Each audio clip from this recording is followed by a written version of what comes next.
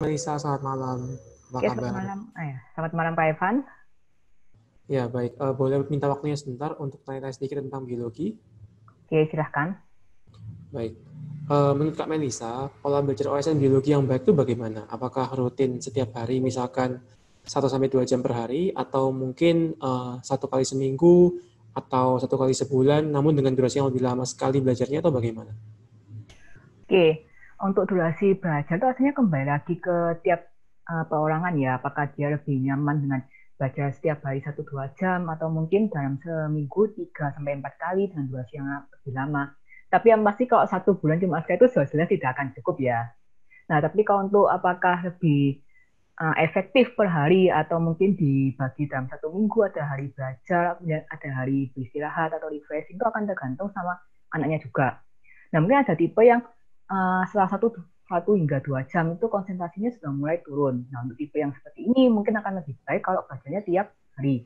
Nah tapi ada juga tipe yang lebih justru setelah belajar 1-2 jam dia itu akan seperti membentuk momentum di mana konsentrasinya itu semakin meningkat. Nah, mungkin tipe yang seperti ini akan lebih efektif kalau dalam sekali durasi belajar itu bisa 3 sampai 4 jam. Nah, tapi itu tergantung ke anaknya kembali sih.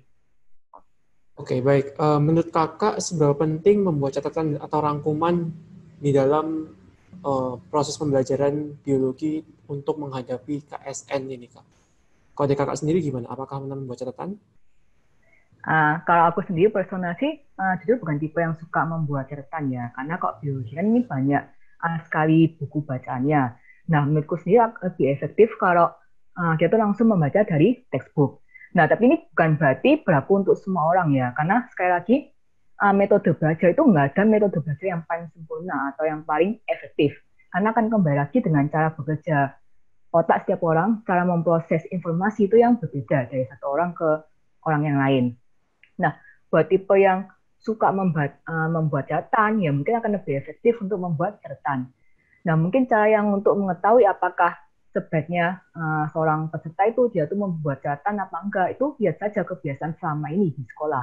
Apakah kamu tipe yang ketika belajar suka membuka catatanmu sendiri, atau ketika kamu belajar, kamu lebih suka langsung ke buku paket. Nah, itu bisa dari situ kamu lihat. Apakah kamu tipe yang memang lebih efektif belajarnya dengan membuat catatan atau yang tidak perlu membuat catatan itu tetap bisa menerima informasi dengan baik. Oke, kalau Kakak sendiri gimana cara cara belajarnya ketika dulu menghadapi OSN biologi? Boleh di-share ke kami, Kak? Oke, kalau aku dulu sendiri sih dari langsung baca dari via textbook ya. Jadi setelah misal aku baca textbook beberapa bab, nah kemudian menurutku aku sudah punya pemahaman untuk topik itu yang menurutku sudah cukup baik. Nah kemudian aku coba ke latihan soal sebagai seperti tantangan lah. Nah, kalau ternyata setelah di latihan soal itu aku menemui yang aku kurang paham, nah itu aku kembali lagi ke textbook untuk kembali lebih mendalami topik tersebut. Oke, Kak. Mungkin pertanyaan terakhir. Ya, Apakah siswa yang ingin menghadapi KSN biologi itu benar-benar harus rajin membaca? Ini untuk khusus KSN biologi ya. Apakah dia harus benar-benar rajin membaca atau mungkin dia tidak harus rajin membaca tapi ya dia ada sesuatu yang bisa ditonjolkan gitu. oke. Nah, untuk apakah harus rajin membaca, menurutku bisa dikatakan bahwa 90% iya perlu rajin membaca. Karena untuk di biologi ini kan kamu tuh butuh peserta biologi dia tuh butuh pemahaman dan konsep yang kuat. Di mana untuk mendapatkan konsep yang kuat ini itu paling efektif caranya adalah dengan membaca, dari membaca textbook atau mungkin sampai kalau dia nggak suka textbook pun ya dia lebih suka membaca dari internet itu juga oke.